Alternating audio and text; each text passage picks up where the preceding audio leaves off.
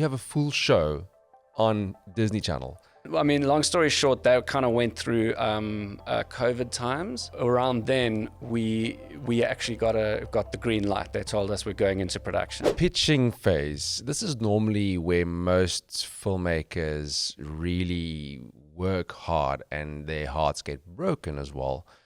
What do you feel like was the golden thread of all your pitches that always had, when the new person was in the room, made their eyes light up? Or what was your approach? You know, it was easy to talk about the show. Lucy and I found that the show revealed itself to us when we started. It was like we could see it, and it was effortless in that sense.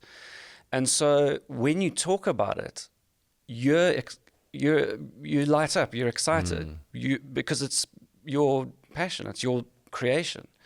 So when we would pitch, we would talk about the characters, and we know the characters, and so they can see that. And I guess it's just was, I think, very funny and enjoyable to when we would pitch. And as you go through it, by the way, in that development stage, part of it is that you do an episode pilot. Yeah. And it's not finished animation, but you do like a storyboard, which is, a storyboard is like comic panels, panel and a panel and a panel. Yeah. And then that gets edited into an animatic so that you can watch it, right? Oh, wow. But even before that stage, we would click through the panels and we would do the voices for the characters, and you sort of are showing them how the episode's going to be. It's called it's like a board pitch. And we just had fun doing that, and that was always, we just found it was a fun story and it was entertaining, and we always felt like it got received well, and it was, I think that's what worked well for us. Lucy and I love the characters in the show, and they could tell that. Yeah. So I think where I want to shift gears now is also just you as a creative, how invested you really are in terms of really bringing everything that you've learned now into the show. So I'd love to jump into the music, the voice. Yeah. So actually just following that sort of where we are, at that stage in development, it was actually Lucy's idea. She was like, we should do a song. And now I'd been, doing music and stuff with, from bands through, and I was like, I don't know, I panicked, and she was like, it's fine, it'll be fine. And I was like, and you do a test, an animation test in development, which is a finished piece of animation. Yeah. But it's like about 1.5 minutes long, and it's meant to be to showcase what it's going to look like. Yeah. And so Lucy had the idea to do a song, and we wrote this song and recorded it, did vocals for it, did it. It was kind of like a rap. And then I storyboarded and cut together an animatic to put to the song, and we sent it to them. Like, this is what we want to do. And they were like, oh, you can do some music. And we're like, yes. And they're like, okay, I think they liked that. And also, we didn't know the approach. We didn't know. We didn't know if we should just send them the idea in an email. Yeah. But I just found it's best to show what you're seeing, and I knew how to do that from all of the years prior making content and putting it out. So by that stage, I knew how to put together a song. I knew how to put together I knew how to edit. And that was so integral and useful. And from that point forward, I've used all of that sort of stuff that I've learned along the way and continue to in the show. So when it comes to the music, there's an original song in every episode. And how many episodes were there so far? So there are, so every episode consists of 2 11-minute stories. Yeah. Right? That's like one episode. So it'll be an 11-minute story that's its own story, and then it'll end, and then there'll be a different story. And there are 30 of those in season 1. So that's 60 11-minute episodes. With original music. Yeah, and when I say songs. there's an original song per episode, that's per both of them. So in those 2 11 minutes, one of those will have a song in it. Wow. So that's 60 11-minute stories for season 1, and season 2's just started airing now in the States, and it's the same amount, another 60 11 minutes. It feels like you are saying that it's quite important to hone a variety of your skills. You know, I wouldn't say. I mean, for me, yes, and I think that's my type of personality. I like to, be involved in all the different departments because it's fun. And some people will go, okay, cool, so you got to be a jack of all trades. And I think that I did that by default here because it was beneficial to me for work. But then again, in the production for a show like Kiff, there are so many different departments. There's background designers, there's storyboard artists, there's prop designers, and that's not even looking at the music side of things, where you get people people who score the whole episode, and do the music just for the background scenes and stuff. And there's obviously writers when you're writing scripts. So there are people who it's beneficial to them to just focus on one thing, but that's also personality dependent. If you're like, I just love this, I just love drawing backgrounds, and then that's their passion, and then they get to draw. And you must remember, in a 2D animated show, you don't have the luxury, like 3D movies and stuff. You can create and model an environment in 3D. Yes. And then you can place a camera anywhere, get any angle you want. But now in 2D, if this is a scene right now, you've got to draw the background from this perspective, and you've got to draw the background from your perspective. Oh wow! And if a character is looking over here, you draw all the angles. So that's a lot of drawing, and that's a lot of backgrounds, a lot of scenes in an episode. So there are roles for so many different areas, and it's great for people who are like really passionate about certain areas of the production. So tell me the experience of running a show for a large company like Disney that we all know. What is your experience coming from South Africa all of a sudden working on this scale? Huge learning curve. I mean, we didn't know what to expect. Like we got there and we realized, like, this is a big machine, and even just what I just said about all the different departments, like, I had no idea the scale of it. And these studios they've been making shows for years. It's like, it's just part of, it's their history. And like, they've been doing it for so long that you realize it's like this well-oiled machine with all of these departments. Everyone knows, what their role is. So we sort of learned that at the beginning. And then our learning curve, Lucy and mine, was that in the early stages, like the first episodes that we were working, we really started on the first episodes. I didn't realize, like, we could just change whatever we wanted, and, because that's our job as showrunners. Yeah.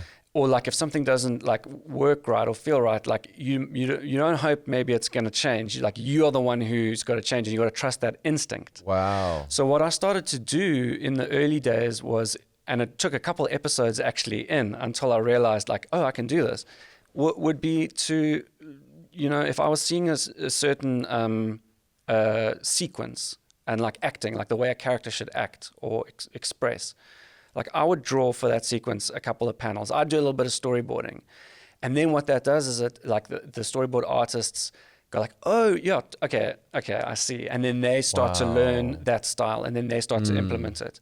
So, I don't do as much of that now. We're working on season 3. And so we've had 2 seasons for everyone to sort of get onto the same page. Yeah. But every show has that learning curve. Yes. If you look at The Simpsons, if you look at season 1 of The Simpsons, Yeah. it's the characters are totally different. A show evolves. SpongeBob SquarePants, same thing. You can see it changing. And so learning curve was definitely real, but fun. Yeah. Animation. It looks incredible. The colors are popping on the show. Kiff is a beautiful show. Thank you. It's also, to me as a creator, it almost feels overwhelming now having limitless possibilities. I remember when a teacher comes and says, listen, today we're going to write an essay and the topic can be anything. And you're like, overwhelmed. Like, just anything? give me a theme, anything. Just say violins or sports. Just give me something. And so, how does an animation in the animation world where you have limited possibilities to take this show, how do you almost offer yourself guardrails? Well, we have an incredible writers' room where we will meet, weekly, and Lucy and I will be in the room with them 3 days a week. But we hang out in the writers' room and we share stories and we all talk. And it can be stories from the weekend, can be something from like going to the shop, or it can be a story from when you're at school. And, the thing is that when the characters become known, like if you think about a character from a show that you know well, they're so established, that character, how that character would react in a certain situation. Correct. So everyone knows the characters, and then you share a story and then you go, oh, wouldn't it be funny if Kiff was in that situation? And then you just do that. You drop a character into that situation and you've got a story. Like we were talking about that thing when when a friend comes to your house and then they like help themselves to something from the fridge, but they like, maybe are a little heavy handed and they, and we were sharing some stories like that. And we thought, okay, cool. Wouldn't a story came out of that where Kiff's parents say to Kiff, like, hey, listen, when Barry comes around, like, he's drinking all the orange juice, and they're like, can you just ask him to slow down? And then Kiff's like, it's my best friend. Like, what if he will never want to come around again? And what if I lose my best friend? Like, it'll crush him. His delicate little, he's a delicate little flower. And he just keeps pouring the juice, and she like puts off, like avoids telling him this. And that's all just comes from reality. So when you are in tune with that, you find comedy and stories anywhere. And our writers are really, really funny, and we have such a good time together that there's no shortage of ideas. We got so many ideas. I can't wait to make them. It feels though that the ideas that you are talking about are ideas where I, as a viewer, resonate with Kiff's scenario. So it's not just way out. It is, we all know that kind of person. And for that reason, I feel Kiff. Yeah. Is Kiff okay? Yeah. And for example, there's just an episode, it's a bottle episode, which just takes place in one location, and it's at the grocery store. And the family, Kiff and her family, go to the grocery store and they all split up, and everyone's got their own story. Her dad's forgotten the shopping list. Her mom keeps bumping into the same person in every aisle, and it's awkward. You're like, say hello, and then you go to the next aisle and you're like, and it just keeps happening. And all of this is we all experience this stuff. And when it's rooted in reality, it's relatable and it's going to be funny. So, we've got a show that's full of talking animals and witches and bridge trolls and this magical element. They live on a mountain called Mount Table. There's cable cars. Are they public transport? I love it. The plant life looks like, fynbos and stuff. So we've got our elements from Cape Town. But at the roots of it all, it's a family. She goes to school. She's got buddies. And it's just a mirror of our world, So that's the show. And actually, as a matter of fact, that's the hardest type of show to pitch. Wow. It's not a high concept show. It's like, how do you pitch The Simpsons? So there's this family, right? They live in a house. I love it, but for the South Africans, if you don't mind, are they and if I have the opportunity to watch the show, what are the South African-esque moments that you and Lucy worked into the show that only we will get? Because you touched on Table Mountain, you touched on some of them, and Well, I think the stories that we tell are very universal.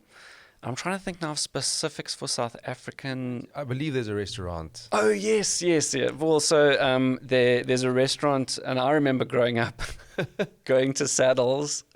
Yes. And there's a restaurant called Saddles. Oh, there's also a Cafe Penguino, which is a little restaurant at Boulders Beach. You know, where all the penguins. Yes. There's also a Cafe Penguino. And there's little things like that, and actually, as a matter of fact, the term overs cadovers, that's very South African. Yes. And we have one of the characters saying overs cadovers. Well, I believe the principal is also very South African. That's right. So I voiced the principal of their school, which is called Tabletown School, and he's a secretary bird. And so he's just I just do my voice. It's just my accent. Yeah. And Lucy is the drama teacher who's also a witch, and she's hilarious. And she does she's also got a very SA accent for that character. So I think if you're from South Africa and especially Cape Town, there's a lot of fun stuff in there. You talked about the writer's room, but I want to move into the rooms that you find yourself. At your new normal, right? This is now normal for you, running a Disney show. But there's so many filmmakers in South Africa that want to be in the right rooms. They just don't know how. Maybe making that next step. Maybe they have the pitch in the hand, but not understanding how to take that next step. I want to, almost come full circle in this episode and ask you, how do I get in the right room to make my pitch at least seen? It's very useful to seek out where you want to be.